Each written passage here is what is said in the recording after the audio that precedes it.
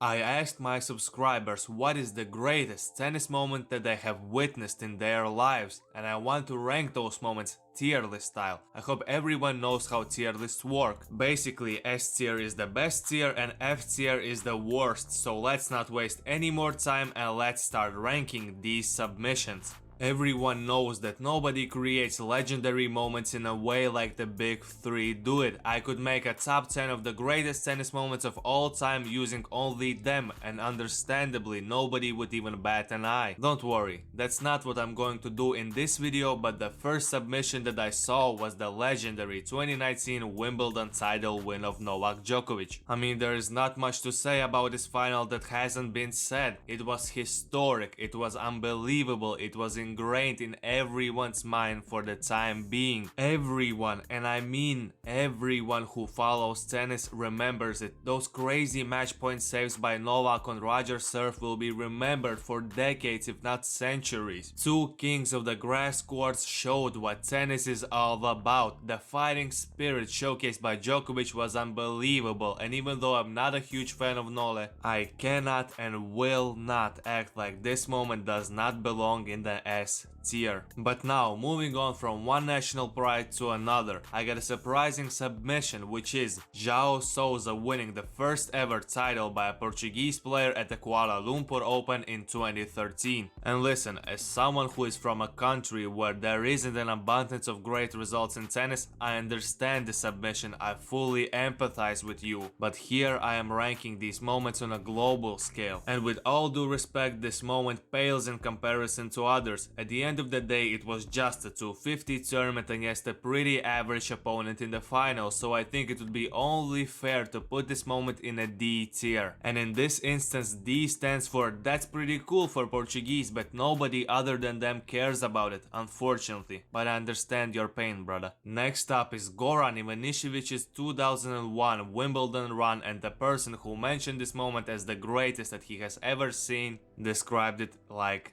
this. His run has to be the most inspiring and the greatest of all time. After losing 3 finals, 1 against Agassi and 2 against Sampras in the 90s, he was mentally broken, and it seemed like it was the end for him. Indeed, in Goran's typical fashion, he admitted that he had contemplated the worst if he had lost the 2001 final. In one of the best wildcards given in tennis history, he was unstoppable up until the semi-finals, where Tim Henman almost took him out. But perhaps in a sign from God himself, the match was stopped by rain and had to be played over 3 days, resulting in Goran's victory. The final against Rafter has to be the rowdiest Wimbledon has ever gotten. Again, in typical Goran fashion, he double faulted on 2 championship points in the 5th set, and one can only imagine the horrible visions of going home a loser again that would have been replaying through his mind at that moment. But after getting the 3rd one, where he literally fell to his knees and started praying, he finally got it on the 4th match point. You cannot convince me there's anything bigger than this. I mean, that's a powerful description of this moment. Obviously, I wasn't aware of anything that was happening in tennis world or in world in general, as I was only 2 years old when Goran Ivanisevic won the Wimbledon championships.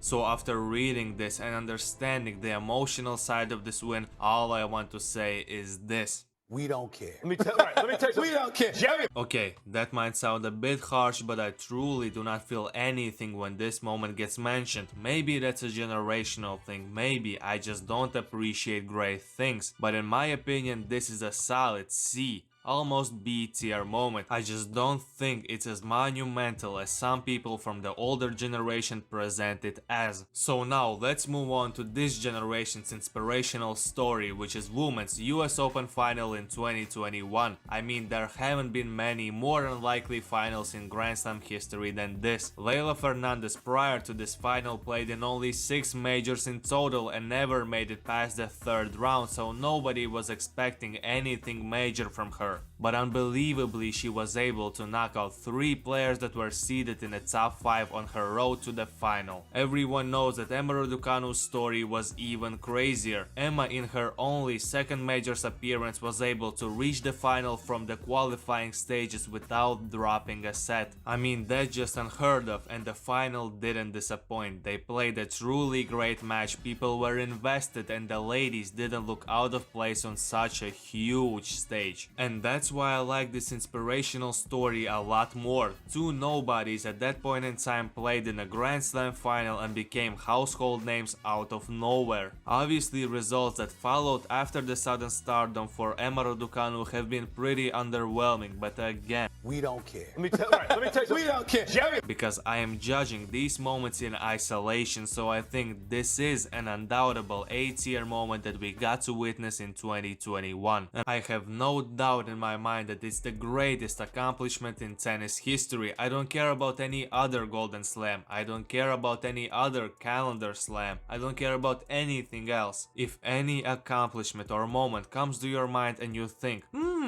that might be on a level of what Steffi Graf was able to do, then just know you are wrong. This is probably the only moment in tennis history that I'm sad that I wasn't able to witness, as it happened 11 years before my first steps in this world. Because the greatness that is necessary in order to do something of that caliber is through the roof. First of all, you just have to be better than anyone else on the court skill-wise. You can't get injured, so you have to stay incredibly fit throughout the year. Then you have to be incredibly strong mentally, because you just know that deep down you know that everyone who plays against you wants to spoil the party and stop you from accomplishing such achievement. We all witnessed at the 2021 US Open men's final how mentally draining it can be, and it was just a calendar slam that Novak was trying to complete, so taking everything into account, I think this is the most undoubtable, set in stone S-tier moment that we will discuss in this series. Now that we have talked about some serious contenders for the greatest tennis moment of all time list, I have to live up to the channel name and rank some of the most memorable moments that would anger purists all around the world. Firstly, we can't forget Kyrgios's half volley front tweener and a win against Rafael Nadal at 2014 Wimbledon Championships. I just know that every single purist was mad that a confident, flashy and extravagant young player like Nick Kyrgios was able to be the supposed best role model in tennis. I can't lie, I love seeing the big 3 fans implode and be mad at other players just because they don't play tennis in a way their beloved one plays. So for bringing out the worst out of the fan base and actually doing something impressive, I think this moment deserves a spot in a B tier. Fernando Gonzalez wiping away a ball mark with his butt was one of my first legitimate tennis memories. Was it the moment that young players should take inspiration from? Probably not, but is it a unique moment in tennis history?